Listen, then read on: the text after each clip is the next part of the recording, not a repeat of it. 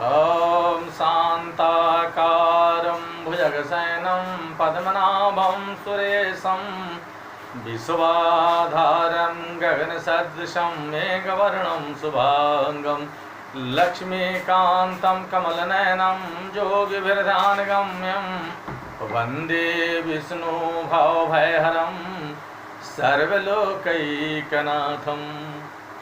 मैं डॉक्टर धर्मेंद्र तिवारी, वेद विभाग जूथालाल संस्कृत महाविद्यालय मझवलिया, पश्चिमी चंपारण। मैं आज शतपथ ब्राह्मण के प्रथम अध्याय के प्रथम पाठक के द्वितीय ब्राह्मण के बारे में विचार विमर्श करने जा रहे हैं। अथाक्रमतो विष्णुस्त्वाक्रमतामिति यज्ञो वै विष्णुः स देवेभ्य इमां विक्रांतिं विचक्रमे जैषाम्यं विक्रांतिरिदमेव प्रथमेन पदेन पस्पाराथेदमन्तरिक्षं द्वितीयेन दीवमुत्तमे नैताम्ये वैश एतस्मै विष्णुर्यज्ञो विक्रांतिं विक्रमते। अर्थात ईसाभिमर्शन के बाद सकट पर से हवि लेने के लिए अधर्जु सकट मने बैलगाड़ी पर चढ़ने के समय विष्णुस्त्वाक्रमताम इस यजुर्वेदीय मंत्र का पाठ करता है। इस मंत्र का तात्पर्य कि यज्ञ देवता से संबंधित है और देवताओं में श्रेष्ठ विष्णु हैं, जैसा कि ऐत्रेय ब्राह्मण में कहा गया है, अग्निर्वै देवानामवमः परमो विष्णु। अर्थात अग्नि देवताओं का मुख है तथा विष्णु देवताओं में श्रेष्ठ है। समस्त देवताओं में श्रेष्ठ होने के कारण विष्णु को परमात्मा कहा जाता है। यह यज्ञ देवताओं द्वारा ही संपादित होता है, इसलिए यजमान व्रत ग्रहण के समय देवत्व प्राप्ति का संकल्प लेता है। अध्वर्जु इस मंत्र वाक्य द्वारा यह स्पष्ट करना चाहता है कि यह हवि मैं अपने स्वार्थ के लिए नहीं अपितु यज्ञ के लिए कर रहा हूँ। यज्ञ देवताओं के निमित्त तथा देव साध्य हैं, अतः यज्ञ का अधिष्ठाता देवता सर्वव्यापक विष्णु तुझ पर चढ़े। इस वाक्य का प्रयोग करता हुआ धर्जु गाड़ी के दाहिने पहिए पर पैर रख करके और चढ़ता है। चूँकि जगह ही विष्णु है, उस विष्णु ने देवताओं के लिए इस पाद निक्षेप रूप विक्रांति को दिया था। वस्तुतः ये तीनों लोक देवताओं की क्रांतियां हैं। उन देवताओं के लिए विष्णु ने अपने प्रथम पैर से पृथ्वी लोक को, द्वितीय पैर से अंतरिक्ष लोक को तथा उत्तम मन तृतीय पैर से द्युलोक को जीता है। जिस प्रकार विष्णु ने देवताओं को उनकी विशिष्ट क्रांति प्राप्त करवाया था, उसी प्रकार ध्वर्जु मन यजमान को प्राप्त करवाना चाहता है, इसलिए यह विष्णुआक्रमण करता है। इसी विश्वाक्रमण की प्रक्रिया को पुराणों में भगवान वेदव्यास ने बड़ा रोचक ढंग से वामन एवं बलि के प्रसंग द्वारा प्रस्तुत किया है, जो अभिनयात्मक होते हुए भी विष्णु के पारमार्थिक स्वरूप को प्रकट करता है। ऋग्वेद में भी जगह स्वरूप का प्रतिपादन करते हुए कहा गया कि चत्वारि श्रृंगा त्रयोस्य पादा द्विशीर्षे सप्तहस्तासु अस्य। यहाँ त्रयोस्य पादा यह वाक्यांश बड़ा ही महत्वपूर्ण है। संसार में जितने भी जीव हैं उनकी तीन मुख्य अवस्थाएं होती हैं, बाल्यावस्था, जौन अवस्था और जरावस्था होते हैं। इन तीनों अवस्था रूप क्रांति वृत्तों को पाकर ही जीव विष्णु के परम धाम को प्राप्त करने में समर्थ हो पाता है। अतः विष्णु के त्रिविक्रम स्वरूप का स्मरण भगवत शरणागति के लिए परमावश्यक है। यज्ञ का भी यही उद्देश्य है, इसलिए अधर्जु इस मंत्र का जप कर हवि ग्रहण के समय गाड़ी पर चढ़ता है। अब हवि प्रक्षेपणम ऊरु वातायेति प्राणो वै वातस्तद ब्राह्मणैर वै तत् प्राणाय वातायुरुगायम कुरुते। अर्थात वस्तुतः पंच परमेश्वर हैं, चूँकि पांच महाभूतों की समष्टि ही संसार है। वह संसार ईशावास्य है, अतः जहाँ परमात्मा निवास है वह सब परमात्मा के रूप से ही कल्पित होता है। इस प्रकार ध्वर्जु हवि द्रव्य के ऊपर से त्रीणापाशन करने के उपरांत जक्षंतम पंच अर्थात पंच परमेश्वर इसे ग्रहण करें।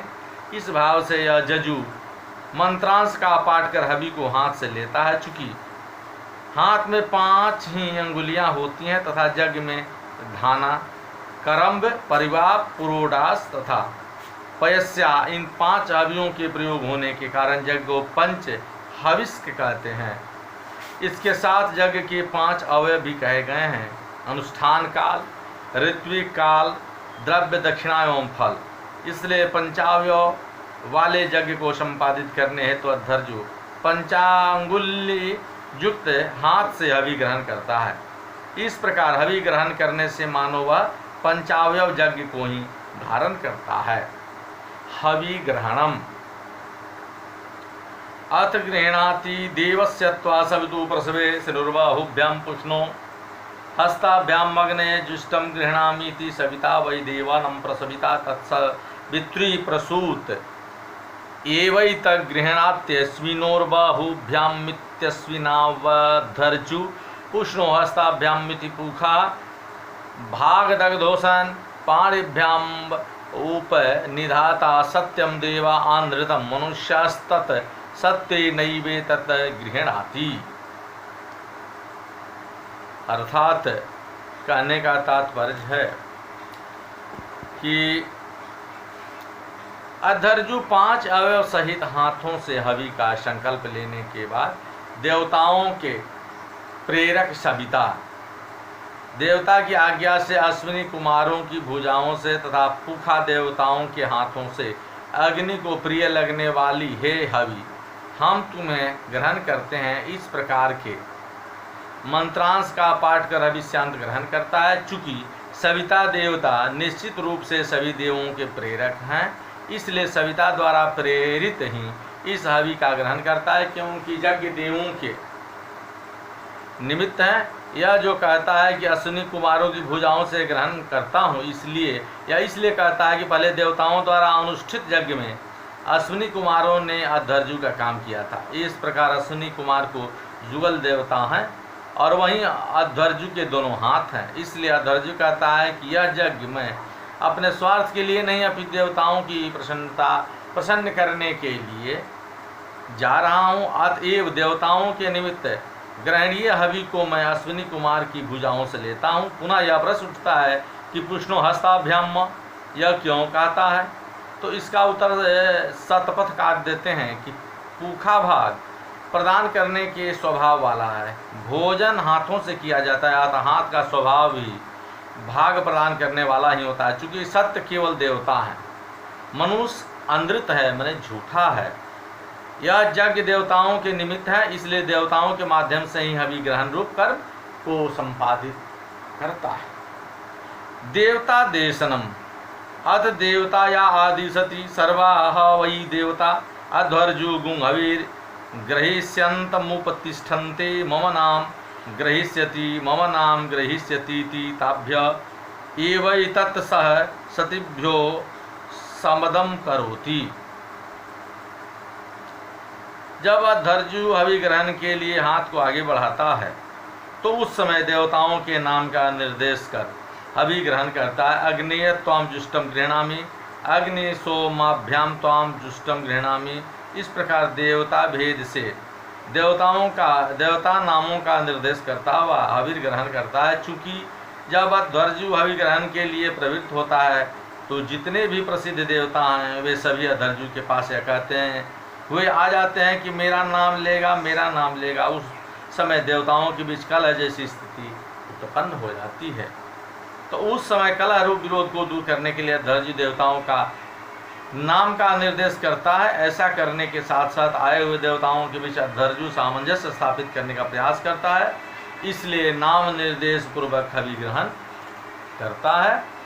यद्वेव देवताया आदिशति जावतिभ्यो हवै देवताभ्यो हविगुं हि गृहन्त ऋणमुहैव तास्तेन वन्द्यन्ते जस्मै तं कामगुं सामर्थयेषु जत काम्या गृह्णाति तस्माद्वै देवता आदिशत्येवमेव यथा पूर्वगुं हविगुं हि गृहीत्वा।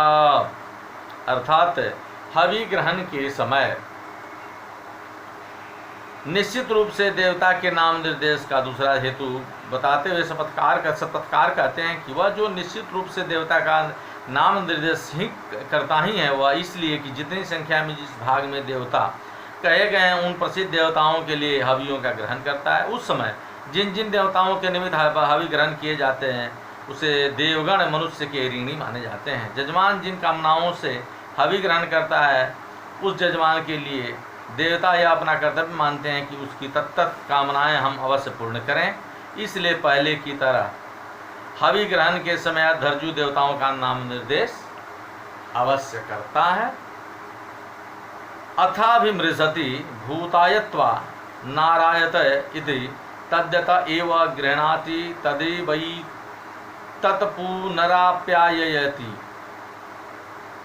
देवता के नाम निर्देश पूर्वक हवि ग्रहण के विधान को कहने के बाद कहते हैं कि जहाँ से जितना हवि लेता है धर्जु उसको मंत्रास द्वारा उतनी ही मात्रा में पुनः पूर्ण करता है। ए तदर्थ यहाँ मंत्र वाक्य का प्रयोग करता है कि हे हवि, मैं विभूति के लिए तुझे लेता हूँ, अदाता शत्रु के लिए नहीं। इस प्रकार जिस स्थान से जितना हवि धर्जु ग्रहण करता है उतनी ही मात्रा में उसकी पूर्ति भी करता है। तात्पर्य यह है कि उस स्थान को रिक्त नहीं करता, अर्थात यज्ञ पूर्ण है, उसकी पूर्णता को यथावत सुरक्षित रखता है। प्रागवेक्षणम अथ प्राण प्रेक्षते स्वर्भिविखे विस्खे शमिति परिवृतमिव वा एतन्नो भवति तदस्यैव तच्चक्षु पापमगृहीतमिव भवति। यज्ञो वै स्वरः देवः सूर्यस्तत्व स्वरे वै दत्तो भी विपश्यति।